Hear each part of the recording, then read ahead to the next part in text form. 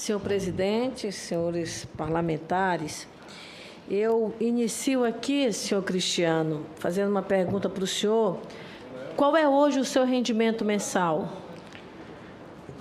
Excelência, sou prestador de serviço, depende do serviço que eu pego. Acredito que em torno de 4, 5 mil reais, depende do mês, 6 mil reais. Por que o senhor recebeu R$ 4.200 de auxílio emergencial? Excelência, eu já respondi anteriormente. É necessário responder novamente? Eu não ouvi. O senhor pode repetir? É necessário?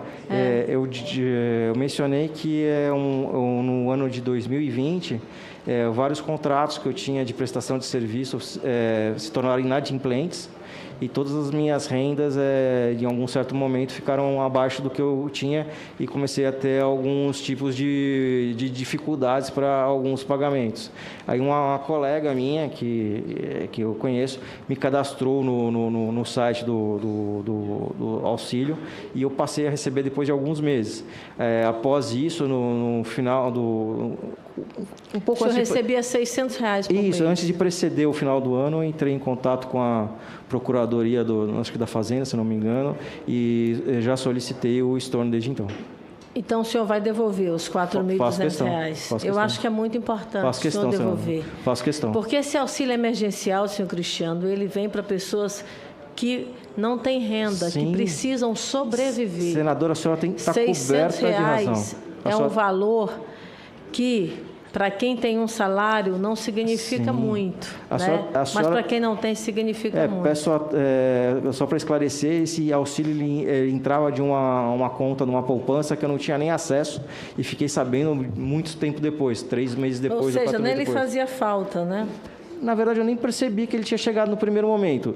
Mas não foi o senhor que se cadastrou? Foi uma colega minha que cadastrou o pai dela, que estava numa situação complicada, e me cadastrou e falou: vou colocar você aqui para ver se realmente você consegue e tal, porque as coisas estavam muito complicadas, né? Inclusive me levando a este mercado aqui de EPIs, aqui para a gente tentar fazer alguns negócios. Sair de uma possibilidade de uma renda aí, portanto, de R$ 1.000 para fazer movimentações bilionárias, né? Porque nós estamos aqui diante de uma negociação da ordem de 400 milhões de doses de 30 bilhões de reais. Uma mudança rápida e significativa, né? Sim, Excelência. Nunca eu acertei nenhum tipo de remuneração com a Davat, no caso houvesse esse tipo de negociação.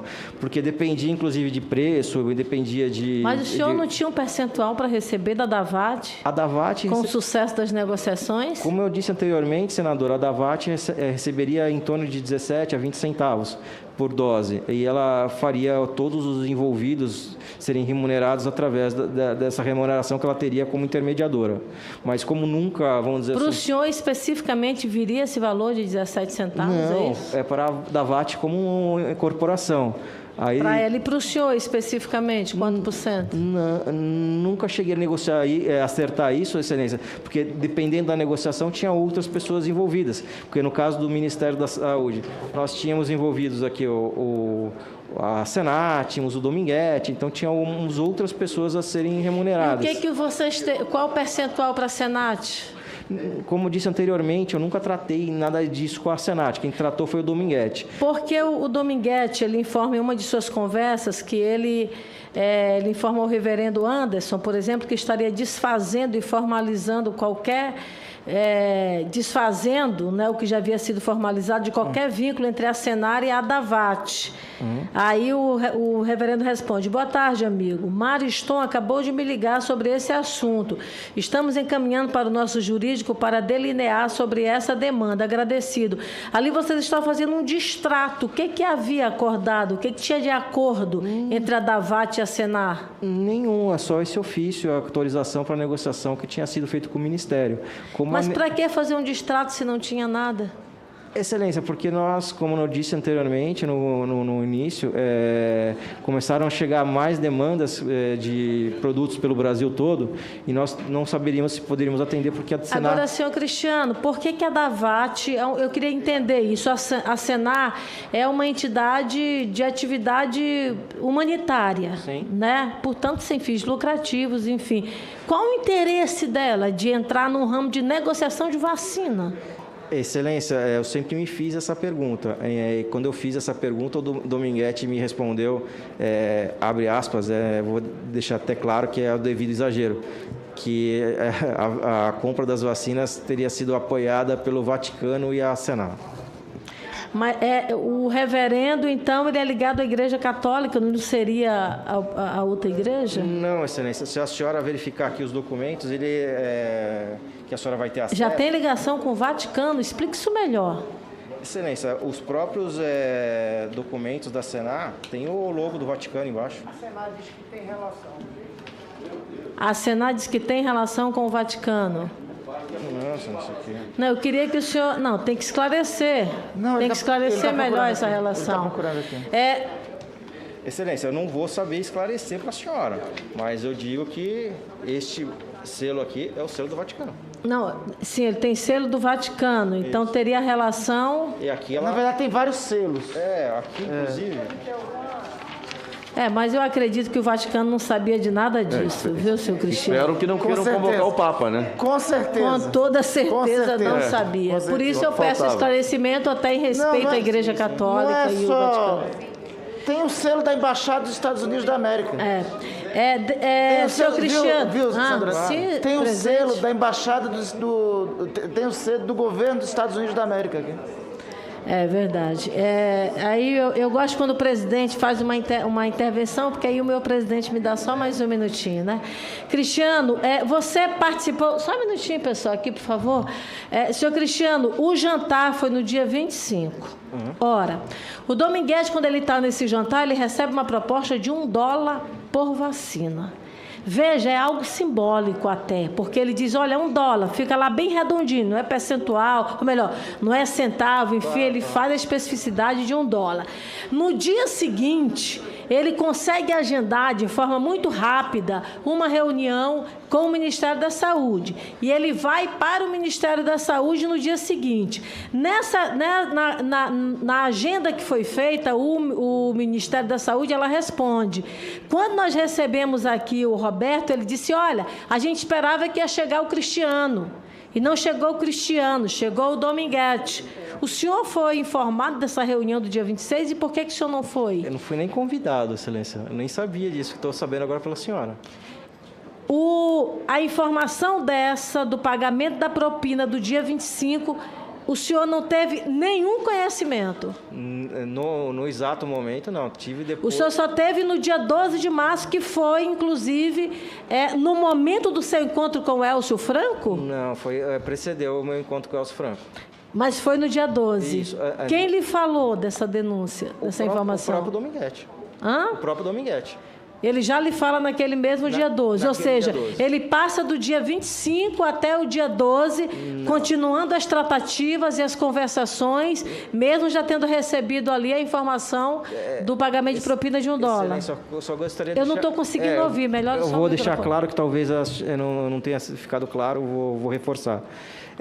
Havia 2 caminhos dentro do Ministério, aparentemente. Um era via Elcio Franco e um era via Roberto Dias. E um não sabia do outro. O caminho que ele tentou via Roberto Dias, aparentemente não prosseguiu por conta de algum pedido que foi feito lá, e que, segundo chegou para mim no primeiro momento, como o grupo do Blanco, ou o grupo do Odilon. Aparentemente não estava prosseguindo por causa disso. E, paralelamente, eles foram falar diretamente com o secretário Elcio Franco, por intermédio do Força Brasil, acho que no intuito, ao meu ver, de driblar, inclusive, essa resistência por parte do comissionamento ou algo que o vale. São dois caminhos completamente diferentes. O Roberto Dias não tinha conhecimento que a gente estava falando com o Elcio Franco naquele dia. Inclusive, eu relatei aqui há pouco que, inclusive, recebi uma ligação naquele mesmo dia daquele senhor Odilon, me perguntando se eu que tinha um contato com o Roberto Dias, me indagando se eu tinha estado no Ministério. Mas o senhor sentiu uma certa divergência entre esses dois grupos? Excelência, o que eu senti do Elcio Franco é que ele não tinha conhecimento algum do que o Roberto Dias estava tratando. Isso me chamou bastante atenção. Inclusive, eu fiz questão de mencionar isso a ele, porque eu também estava achando estranho, porque você negocia com uma pessoa, negocia com outra, dentro do mesmo ministério, por um assunto tão grave, que é vacina, né? Então, vamos dizer assim, a gente não pode falar duas coisas diferentes, não pode ter dois grupos tentando comprar vacina. Não sei se a senadora concorda comigo. Eu só dei mais credibilidade ao próprio Roberto Dias porque ele que assinava as dispensas de licitação. Então, até a Sputnik ele chegou a comprar, acho que nunca chegou aqui no Brasil, mas todas as dispensas no Diário Oficial era ele que assinava. Então, eu dei bastante credibilidade para ele nesse primeiro momento. Mas depois, quando eu cheguei ao Elcio Franco, através do Instituto Força Brasil, eu percebi que eles desconheciam qualquer tipo de atividade quanto à compra de vacinas pelo Roberto Dias. Então, com o Elcio Franco, foi pelo Força Brasil, com o Roberto Dias mais pela Senar. Senar e o Odilon, sim. Ou seja, mas os dois tratando igualmente acerca da negociação das vacinas. E o Coronel Guerra, em uma das conversas, ele faz a referência, por exemplo, de um Serafim. E aí ele diz o seguinte: olha, o Serafim vai resolver a questão dos documentos, não é? Por exemplo, o Dominguete lhe envia, inclusive, para o senhor uma mensagem. Me informaram agora que o Coronel Guerra irá providenciar os documentos que faltavam. Claro. Como era o papel dele aí, desse Serafim? Então, aí já é outro caso bem à frente, é outra negociação que já veio à tona aqui na CPI, que era com a Cifarma. Eu não estava mais, vamos dizer assim, envolvido diretamente com a negociação da Cifarma. Eu já não falava há algum tempo com o Herman Carnas, e o Coronel Guerra que tomou a frente dessa negociação e passou a tratar isso diretamente com a Cifarma. A documentação se tratava de compra de vacinas, e o pagamento. O Serafim, só para esclarecer, parece uma figura mitológica, né? Porque todos perguntam quem é o Serafim, e realmente eu não conheço muito bem o Serafim. Eu só sei que ele era o operador financeiro, aparentemente, da Cifarma. Em algum momento aqui, o Coronel Blanco, o Dominguete, ele pede uma conta ao Coronel Blanco para um depósito de $1 milhão. O senhor teve informação sobre isso? Isso aí eu até fui questionado pela imprensa. Aparentemente, eles estavam fazendo negociações de bitcoins. Bitcoins, que eles queriam movimentar o dinheiro, acredito que do Blanco, para comprar bitcoins e para depois comprar vacinas. Aparentemente foi isso. Senhor Cristiano, o senhor, na verdade, procurou a imprensa, né? O senhor ligou para o pessoal da Folha e tal. Sim, posteriormente eu procurei, inclusive bem recentemente, até a CNN, para esclarecer os fatos. Mas o senhor... Não, peraí. Existe um esclarecimento de fato e existe a denúncia inicial. Sim. A denúncia inicial, o senhor procurou a Folha de São Paulo. A Folha de São Paulo me procurou, excelência. Foi a Folha que lhe procurou? Sim. Na conversa aqui, do dia 16 de março, por volta de 14h24, tem um seguinte registro, né? Um diálogo entre o senhor e o Dominguete. O Dominguete diz o seguinte: você falou com a turma do Elcio e Cristiano, não responderam mais, estranhos. Dominguete: tem hora que dá vontade de deixar vazar para a imprensa. Sim. Cristiano: vamos entregar para um jornalista, o senhor no caso, falando. Aí o Dominguete: é bem assim, acredito que este é o caminho, igual aconteceu com a situação da Pfizer, estava do mesmo jeito. Aí o senhor: se você tiver alguém, pede para me ligar. Nesse caso, sim, excelência. Nós, como aparentemente nós não sabíamos, ou até hoje não temos as informações fidedignas da DAVAT, ao meu ver, parecia prevaricação, porque você está oferecendo... Então, foi o senhor que procurou a imprensa. Não, nesse caso, não tem nada a ver uma coisa com a outra, Excelência. Isso aí foi porque o governo não tinha comprado as vacinas. Nós queríamos forçar que o governo comprasse as vacinas e imunizasse a população, porque até pelas datas a senhora vai ver que não tem nada a ver. Em relação à compra das vacinas. Inclusive, não sei se exatamente foi o Dominguete, procurou até um repórter, e o repórter disse que compra e essa conversa aqui, o senhor teve com qual jornal? Essa que a senhora que eu estou me referindo, dia 16. 16 de quando? 16 de março. Não, com ninguém, Excelência. Quando você diz, vamos jogar uma bomba... O Cristiano, vamos jogar uma bomba em Brasília. Não, Excelência, não, foi só no sentido figurado, nunca ocorreu essa denúncia. Se o senhor fosse jogar uma bomba mesmo, claro, literal... É só no sentido figurado mesmo, não aconteceu nada. O que aconteceu é que o Dominguete, até a mim, ficamos muito frustrados com a conclusão do negócio, porque aparentemente estava tudo correto, né? Então, por a falta de... Senhor Cristiano, meu tempo está acabando, me perdoe a interrupção, mas eu queria fazer assim, uma pergunta para o senhor de forma clara e direta. O senhor é representante legal da DAVAT. Está aqui a documentação clara que o senhor, na verdade, foi designado pela DAVAT no Brasil a, portanto, tratar dos seus produtos, né, como representante legal. O senhor, então, através de toda esta conversa, que envolve o Dominguete, envolve a Sanari, enfim, vocês iniciam as tratativas com o Ministério da Saúde. E essas tratativas, elas não são concluídas. Eu pergunto ao senhor, por que elas não foram concluídas? Houve, de fato, a cobrança do pagamento de propina? Fale para a gente de forma clara.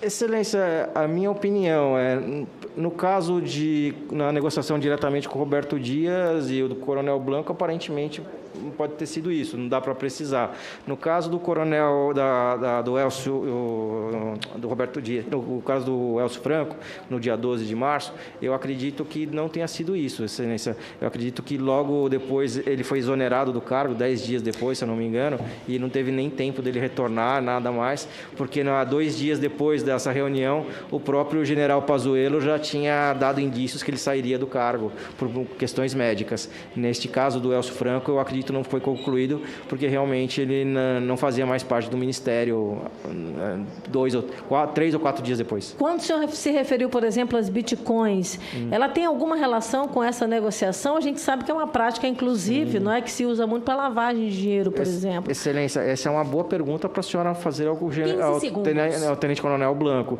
Eu desconheço essa negociação e nunca fiz esse tipo de tratativa, e se ele fez e ofereceu isso para lavar dinheiro, ele tem que ser punido aqui dentro do Brasil.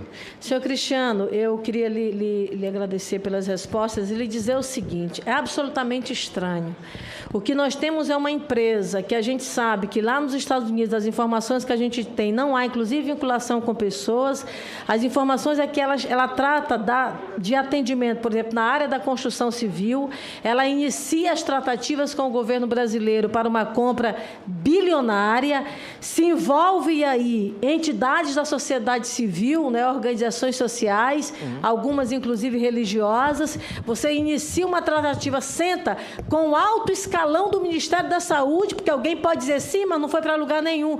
O fato de vocês sentarem na mesa, conversarem, reunirem com os principais nomes da estrutura do Ministério da Saúde já é a demonstração muito clara de que essa negociação poderia ter caminhado. E o Dominguete traz, olha, não caminhou porque pediram pagamento de propina e a gente não foi para frente. Por isso ali barrou a situação e a situação de fato não continuou. Pode não ter sido concluída a negociação, mas há um fato.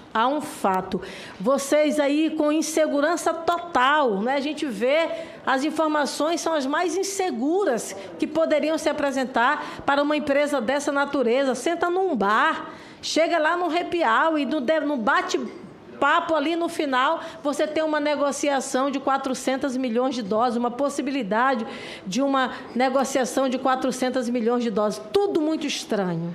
Tudo realmente muito estranho. Posso responder, senadora? Claro. Primeiramente, eu não respondo legalmente para a Davat, nem no Brasil, nem nos Mas o Estados senhor não é Unidos. representante dela no Representante de Brasil? vendas, comercial, excelência. O senhor é representante oficial no Brasil, De vendas. produtos, está Isso. aqui. Tem outros aqui também. Sandra excelência. Lisiane, Ele está aqui em inglês, mas dá de compreender. Não leio muito bem inglês, mas consigo ler. Sandra aqui. Lisiane, nós já acrescentamos 4 Excelência, minutos a Vossa Excelência. tem vários outros, inclusive, não tenho só eu, tá? Tem vários outros. E aí o senhor disse que o senhor não tem autoridade ainda para negociar pela Davat? Não, não estou dizendo isso, Excelência. Só estou dizendo que eu não respondo legalmente. Quanto à sua resposta, Excelência, do bar, conversa de bar, eu não estive no bar, não compactuei, não bebi com eles. Essa pergunta tem que ser feita ao servidor da saúde que estava presente na ocasião. Já fizemos. Muito obrigada.